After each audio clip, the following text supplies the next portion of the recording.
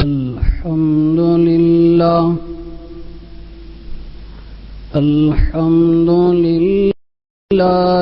وحده والصلاة والسلام على من لا نبي بعده أما بعد فعن سلمان رضي الله عنه قال خطبنا رسول الله صلى الله عليه وسلم في آخر يوم من شعبان فقال يا أيها الناس قد أذلكم شهر عظيم شهر مبارك إلى آخر الحديث أو كما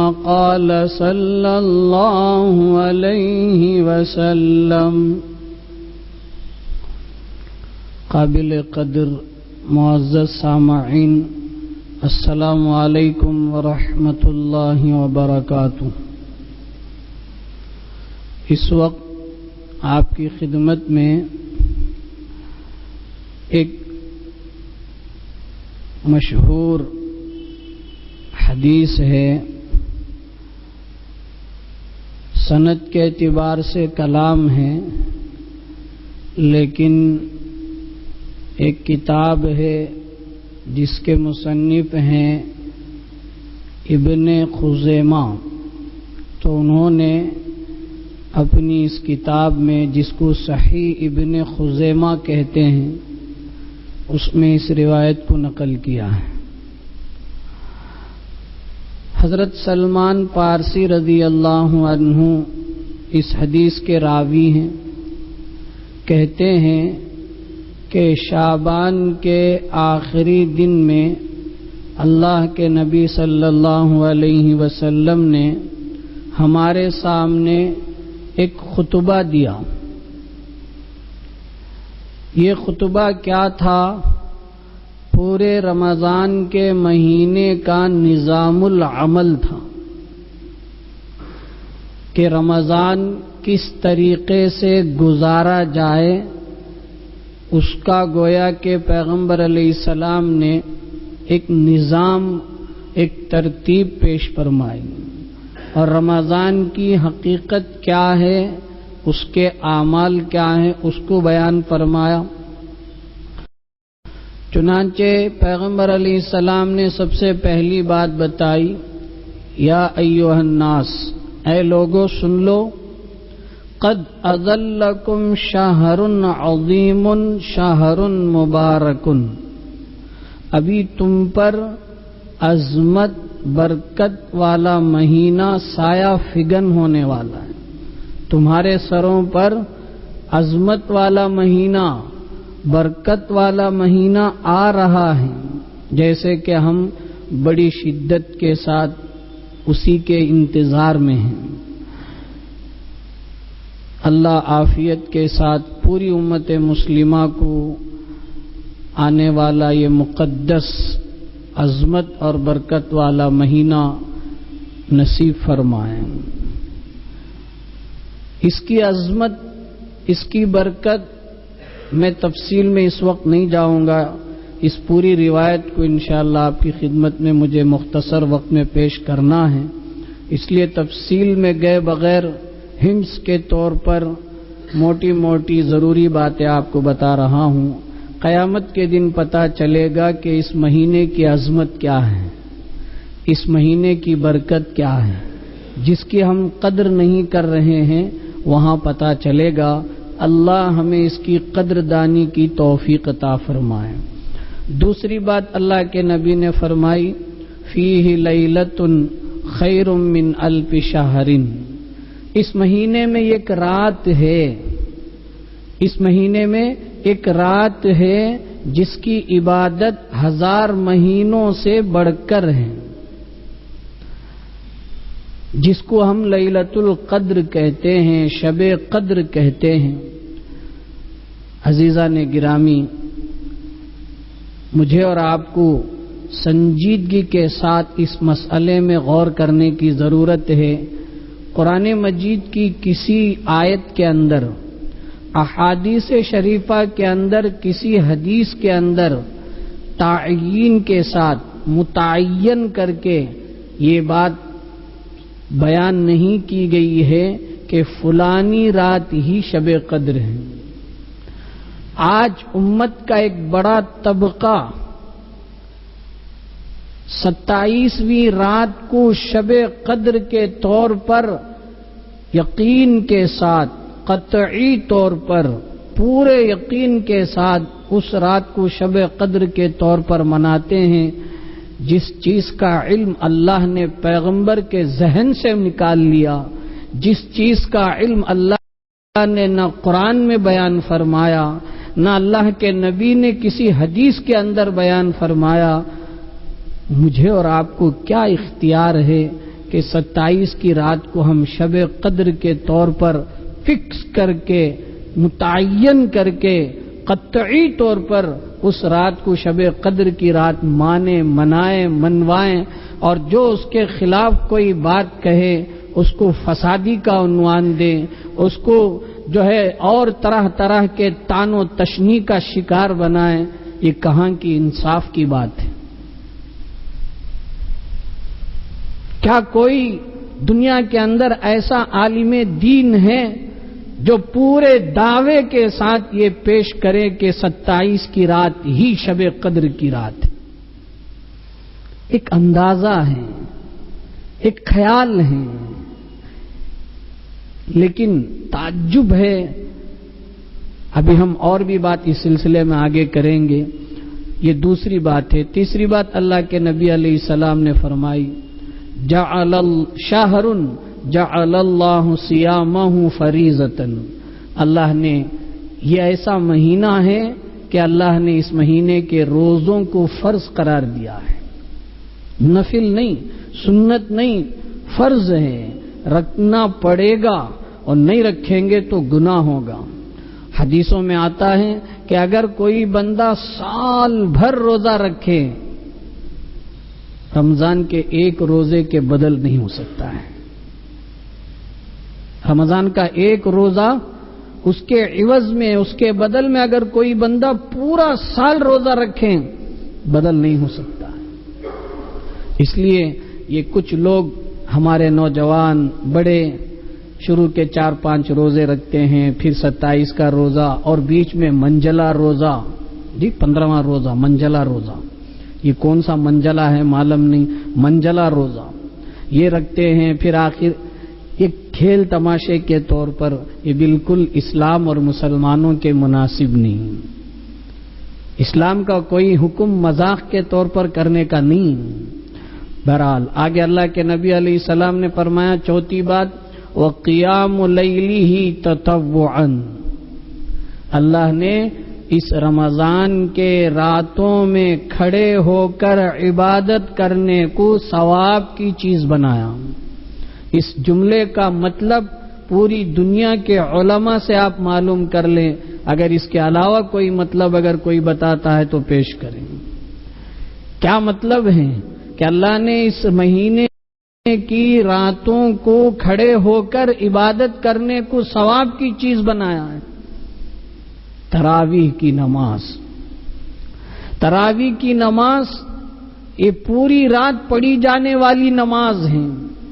رمضان میں ایک مہینہ راتوں میں عشاء کی نماز کے بعد کھڑے ہو کر جو 20 رکعت نماز پڑھی جاتی ہے، اللہ نے اس کو ثواب کی چیز بنایا ہے کہ جو پابندی اور اہتمام سے پڑھتا ہے اللہ نیکیوں سے اس کو نوازتے ہیں۔ آج ہمارا مزاج، ہماری طبیعت، تن پرستی، بدن کی راحت، کون جلدی ختم کرتا ہے، کہاں جلدی ہوتی ہے، تلاش میں رہتے ہیں۔ اگر کسی حافظ صاحب نے، کسی امام صاحب نے تھوڑا لمبا کر دیا، ذرا آگے پڑھا دیا، لوگوں کے چونچ نکل آتے ہیں کہ بھئی یہ کیا ہو گیا، انہوں حافظ نہیں کیا، انہوں فقط حافظ کیا، انہوں پڑھتے سو قرآن نہیں کیا، انہوں پڑھتے سو کچھ قرآن. کیسے کیسی عجیب و غریب. اصل کیا ہے، ہمارے کان میوزکوں کو سن سن کر عادی ہو گئے ہیں. اس لیے قرآن کی آواز کان پر پڑتی ہے تو ہمیں بیزارگی آتی ہے. ہم کیلکولیشن کریں، جی مالدار سب، غریب سب، ہر چیز میں کیلکولیشن کرتے ہیں، حساب لگاتے ہیں. تراویح کی نماز میں کیوں حساب نہیں لگاتے؟ 1 گھنٹہ سوا گھنٹہ مکمل کوئی آدمی کھڑا ہو کر نماز نہیں پڑھ رہا ہے.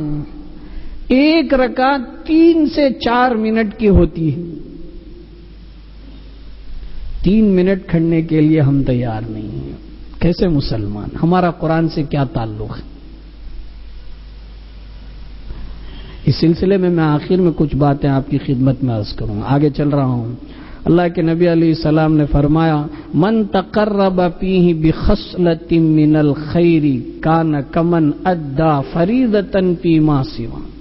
جو بندہ اس مہینے میں کوئی نیک کام نفلی طور پر انجام دے گا، اللہ اس کو فرض کے برابر ثواب دے گی. نفل کا ثواب فرض کے برابر. اس لیے یہ نیکیوں کا سیزن ہے.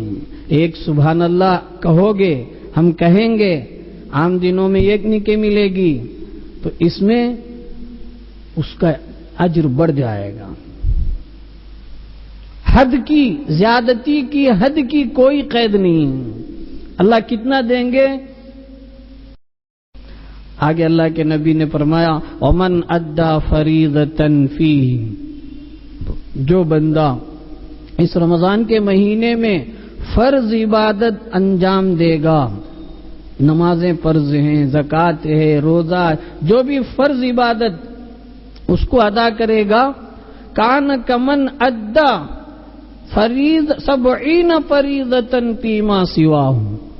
غیر رمضان میں، رمضان کے علاوہ کے مہینے میں 70 مرتبہ فرض ادا کرنے پر جتنا ثواب ملتا ہے، اتنا ثواب رمضان کے مہینے میں 1 فرض کو ادا کرنے پر ملتا ہے. کسی نے 2 رکعت فرض کی نماز ادا کی تو گویا کہ اس کو 70 مرتبہ فرض ادا کرنے کے برابر ثواب ملے گا. آگے اللہ کے نبی نے فرمایا، وَهُوَ شَهْرُ الصَّبْرِ وَالصَّبْرُ ثَوَابُهُ الْجَنَّةُ. یہ مہینہ صبر کا ہے، یقیناً صبر ہے. روزہ رکھتے ہیں. ابھی دیکھیے ہفتہ 10 دن سے گرمی کا کیا حال ہے، لوگ پریشان ہیں. جی مشروبات، ٹھنڈے مشروبات کا استعمال کرتے ہیں، ایئر کولر کا استعمال کرتے ہیں، اے سی کا استعمال کرتے ہیں. باہر نکلتے ہیں تو بڑی پریشانیاں ہوتی ہیں. رمضان کا مہینہ اپریل کے مہینے میں آ رہا ہے. جی یقیناً یہ صبر کا کام ہے. فرمایا اللہ کے نزدیک صبر کا بدلہ جنت کے علاوہ کچھ نہیں ہے. ہم صبر کریں، شکوے شکایت نہ کریں. ہاں کر کے شکایت کا انداز پیش نہ کریں. یہ بھی اللہ کا فضل ہے، یہ بھی اللہ کی مہربانی ہے. آگے اللہ کے نبی علیہ السلام نے فرمایا، وَشَهْرُ الْمُوَاسَاةِ. یہ غمخواری کا مہینہ ہے. آپس میں ایک دوسرے کے ساتھ ہمدردی کا مہینہ ہے کہ ہم آپس میں دیکھیں اپنے رشتہ داروں میں، اپنے پڑوسیوں میں کہ کون ضرورت مند ہیں. یہ نہیں کہ بس ہم شکم سیر ہو رہے ہیں، پیٹ بھر کر کھا رہے ہیں اور ہمارا رشتہ دار بھوکا ہے، ہمارا پڑوسی بھوکا ہے. خاص طور پر یہ مہینہ غم خاری کا مہینہ ہے. دوسروں کے غم میں ہم بھی برابر شریک ہوں، یعنی ان کی ہم اپنے اعتبار سے جہاں تک ہو سکے مدد کریں. اس سلسلے میں چونکہ میں ہنٹس کے طور پر کہہ رہا ہوں، مجھے اپنے وقت پر بات پوری کرنی ہے. لوگ ہزاروں پیسے افطار پارٹی کے نام پر قربان کرتے ہیں، جس میں ثواب کے بجائے الٹا گناہ آتا ہے. شاندار افطار پارٹی اور اتنا اس میں رزق کی ناقدری ہوتی ہے، تھوڑا تھوڑا کھاتے ہیں، باقی سب ویسے ہی ضائع ہوتا ہے۔ افطار پارٹی کے یہ چکر چھوڑ دیں، ہم ضرورت مندوں میں افطار کا انتظام کرائیں، بڑا ثواب کا کام ہے۔ آگے تفصیل آ رہی ہے۔ اللہ کے نبی نے فرمایا شہر یزاد فیہ رزق المؤمن، رمضان کا یہ مہینہ ایسا ہے جس میں ایمان والوں کی روزی میں اضافہ ہو جاتا ہے۔ ہم دیکھتے ہیں اللہ تعالیٰ کیسی برکت عطا فرماتے۔ لاک ڈاؤن ہمارے لیے عجیب مثال ہے کہ ساری چیزیں بند ہونے کے باوجود اللہ نے روزے داروں کے لیے افطار کا سامان کیسا مہیا فرمایا، کس طریقے سے اللہ نے پہنچایا۔ اگرچہ شکلیں مختلف تھیں لیکن اللہ کا نظام بڑا عجیب ہے۔ اس مہینے میں اللہ روزی بڑھا دیتے ہیں، معلوم نہیں ہوتا، غیر محسوس طریقے پر ہماری روزیوں میں اضافہ ہوتا ہے۔ آگے اللہ کے نبی نے فرمایا من فطر صائمن، جو آدمی کسی روزے دار کا افطار کرا دے، کان مغفرۃ لذنوبہ وعتق رقبتہ من النار، تو اس کا انعام دو طرح سے ملتا ہے۔ ایک یہ کہ اللہ اس کے جملہ گناہ معاف کر دیتے ہیں، اور دوسرا یہ کہ اللہ تعالیٰ اسے جہنم سے چھٹکارا دلا دیتے ہیں۔ کوئی معمولی انعام نہیں ہے، آخرت میں پتہ چلے گا کسی کے کوئی گناہ نہ ہو تو اس کا کیا خوشی کا عالم ہے، اور اس کو جہنم سے آزاد کر دیا جائے تو اس کی خوشی کی کیا انتہا ہے، وہاں پتہ چلے گا۔ اللہ کے نبی نے فرمایا جو روزے دار کا افطار کرائے اس کو یہ انعام ہے۔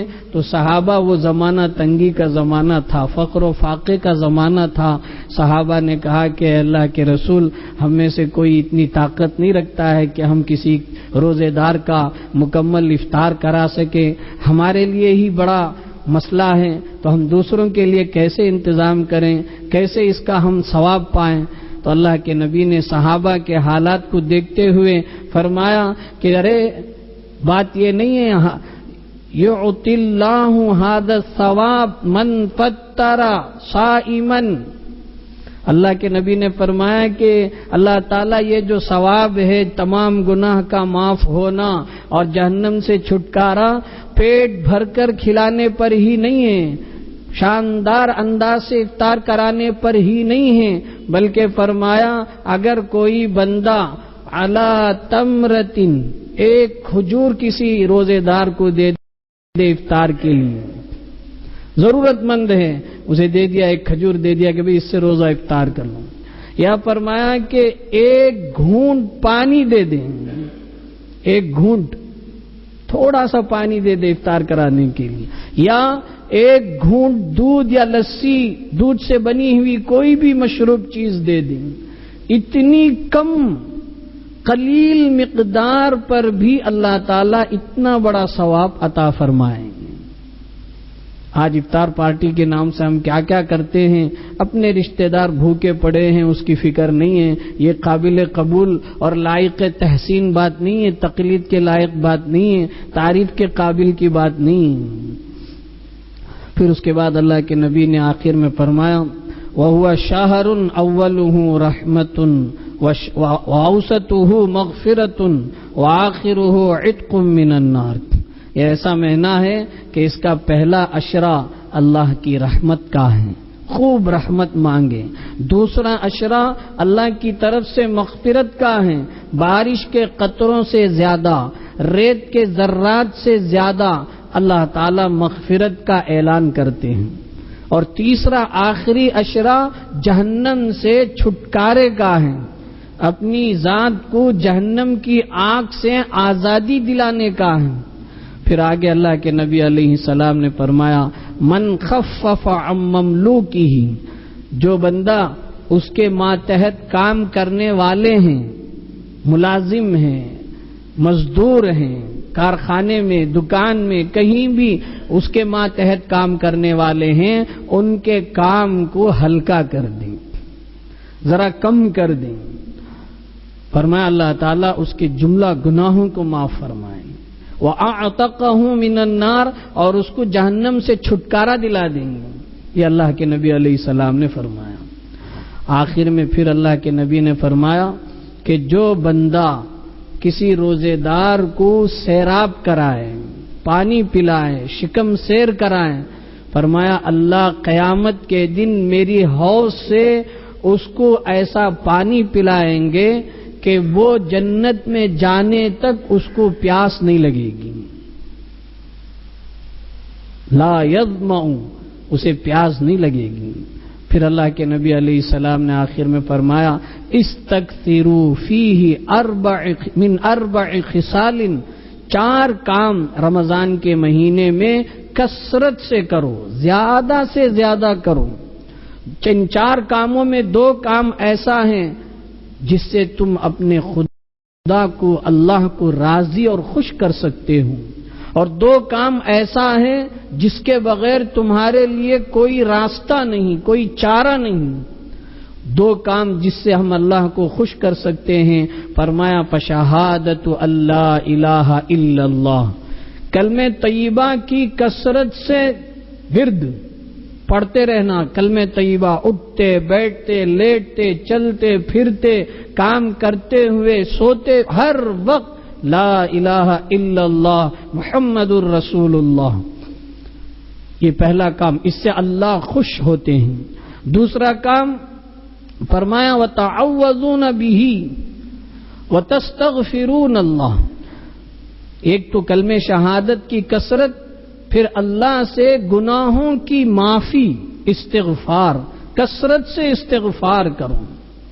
مانگو اے اللہ مجھے معاف کر دیجئے، مجھے معاف کر دیجئے، مجھے معاف کر دیجئے، میری بیوی بچوں کو، میرے ماں باپ کو، میرے رشتہ داروں کو، میرے خاندان والوں کو، میرے پڑوسیوں کو، پوری امت مسلمہ کو زندوں کی بخشش کیجئے، مردوں کی بخشش کیجئے، سب کے لیے مغفرت کی دعا مانگیں.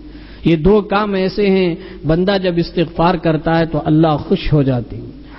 آخری 2 کام جو ہمارے لیے ضروری ہیں، فرمایا وَتَسْأَلُونَ اللَّهَ الْجَنَّةَ، جنت کا سوال کثرت سے کرو. کہو کہ اللہ مجھے جنت دے دیجیے. میرے اعمال اس لائق اور اس قابل نہیں کہ میں جنت میں چلا جاؤں، بس آپ اپنا فضل فرما کر مجھے جنت عطا فرمائیں. کس کو جنت کی ضرورت نہیں؟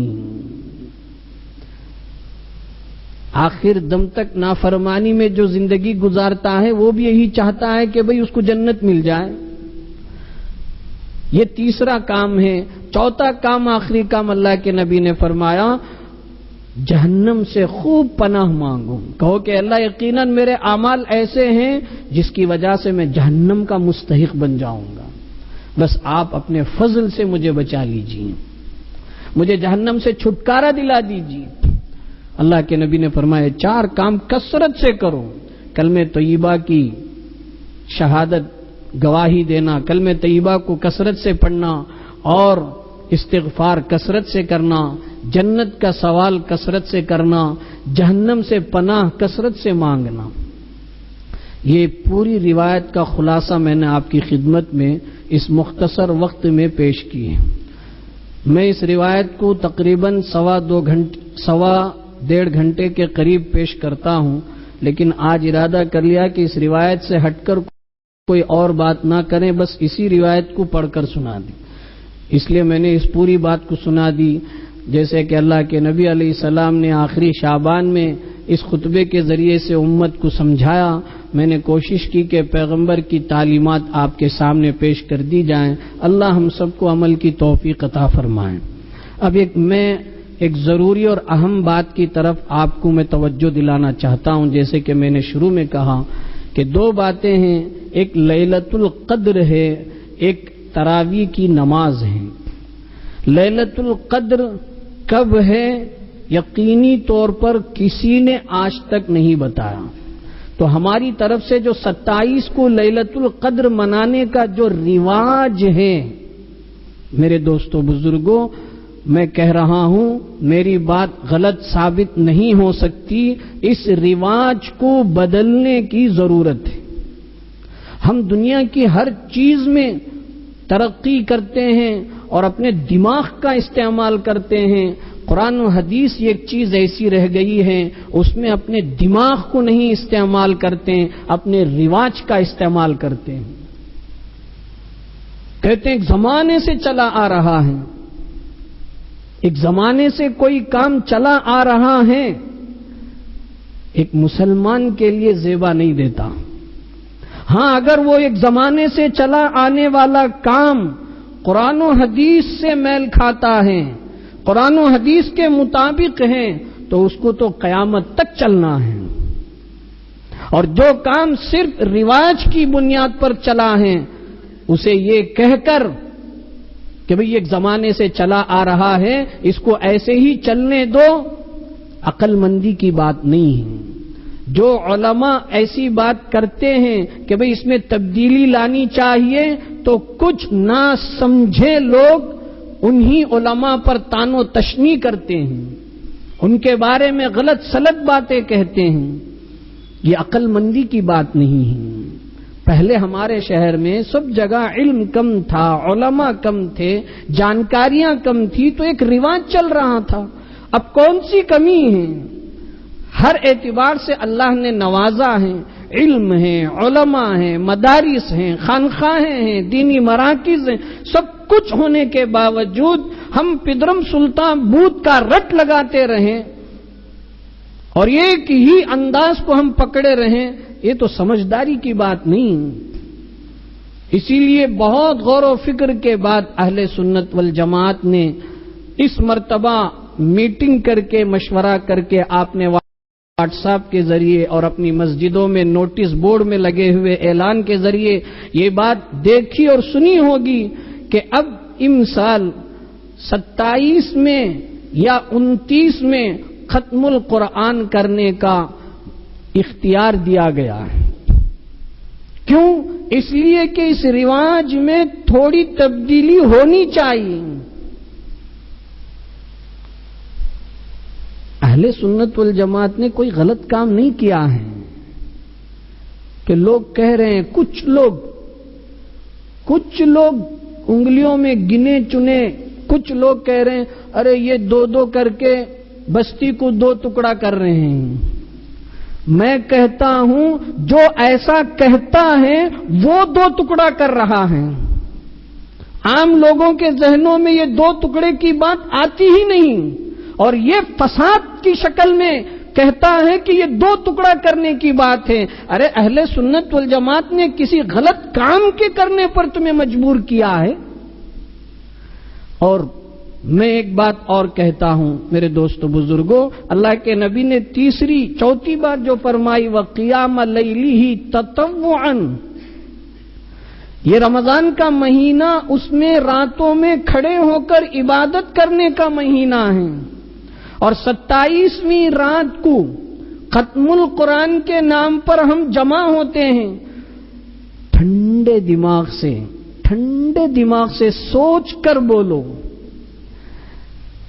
اگر وہ رات شب قدر کی رات ہے، قرآن کے نازل ہونے کی رات ہے، تو ہم کو کیا کرنا چاہیے؟ زیادہ تراویح میں قرآن پڑھنا چاہیے، زیادہ عبادت میں لگنا چاہیے، یا شارٹ آدھے پونے گھنٹے کی تراویح دیر سے رکھ کر 9:30 بجے رکھ کر 10 بجے ختم کر کے دعا؟ عام دنوں میں جتنی دیر ہم تراویح پڑھتے ہیں، اس 27 کی رات میں اگر آپ لوگوں کے منشے اور خیال کے حساب سے وہ رات 27 کی رات ہے، شب قدر ہے، لیلۃ القدر ہے، تو اس رات میں زیادہ قرآن پڑھا جائے یا مختصر کر کے دعا کر کے چلے جائیں؟ اس میں تو کوئی لاجک ہی نہیں ہے۔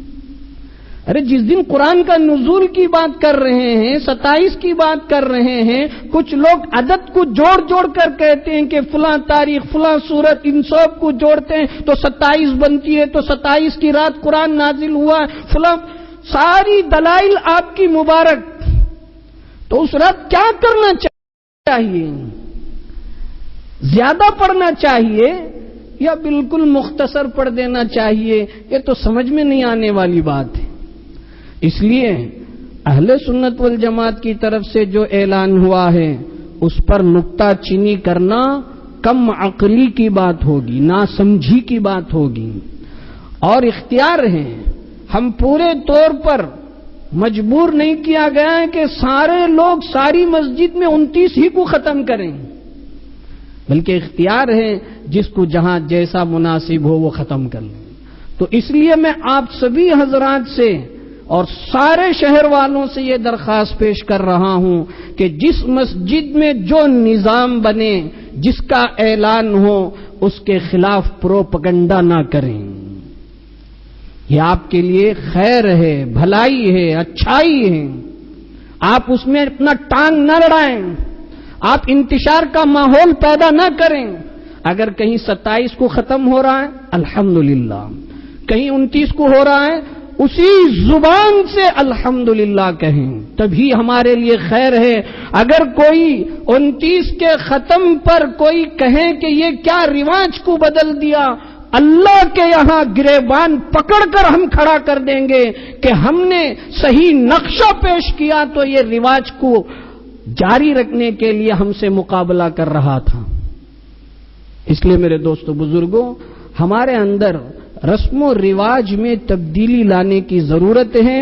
اللہ کے واسطے یہ عافیت کا جو مہینہ آنے والا ہے، عافیت کے ساتھ گزریں، اس کے لیے ہم سب مل کر یہ وقت ان باتوں کو لے کر گڑبڑ کرنے اور ماحول کو خراب کرنے کا نہیں ہے، یہ وقت اللہ سے مانگ کر عافیت کے ساتھ گزارنے کا ہے۔ اور 27 کے بعد عام طور پر مسجدوں کا جو حال ہے سب کو معلوم ہے، آخری 2 دن کی تراویح اتنی کنڈم حالت رہتی ہے، شرم آتی ہے۔ 27 کے بعد کہاں 2 صف 3 صف کھینچ کھینچ کر کھڑا کرنا پڑتا، کتنی غفلت۔ رمضان کی راتوں کی یہی ہم نے قدر کی۔ تو اس لیے اہل سنت والجماعت نے جو اقدام کیا ہے، جو ایک اچھا قدم اٹھایا ہے، اس کو ہمیں ساتھ دینا چاہیے، اس کو ہم اپنے لیے خیر سمجھ کر، یقیناً خیر ہیں، اس کو لے کر ہم آگے چلیں، اس میں چون چرا کر کے کیڑے نکال کر اپنی عاقبت برباد نہ کریں۔ اللہ تعالی ہم سب کو کہنے سننے سے زیادہ عمل کی توفیق عطا فرمائے۔ آمین۔ وآخر دعوانا الحمدللہ رب العالمین۔